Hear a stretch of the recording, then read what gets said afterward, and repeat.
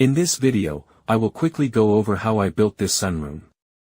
It uses 6x6 timbers for the frame, sliding patio doors for the walls, and a 4-inch thick insulated roof. It's an experimental design and isn't certified by an engineer, so build at your own risk. Dimensions of the floor are 14 by 20. After much planning, I set the 2 outside corner posts into a 2-foot square cube. These will support the forms for the concrete slab and anchor the room. Notice the drain pipe underneath the slab for drainage.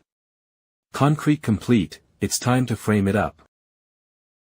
Extreme precision is required to make the door openings the perfect size. I decided to bump up the edge of the roof to gain some ceiling height inside the room. This is a high-risk area for leaks, so it must be flashed and sealed correctly to shed water.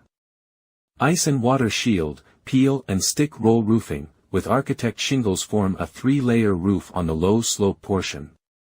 Time to add the second beam and install the roof.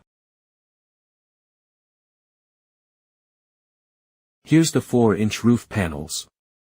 They snap together with caulk and seams get special tape. The panels insert into a receiving channel attached to the house and terminate with an end piece with integrated gutter.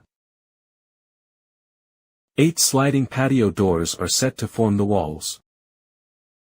A mini split heat pump uses a water barrel for condensate, and the water can be used to water the plants. It has worked out well so far and we are well pleased. Total cost for materials was around $10,000 in 2021. Thank you for watching.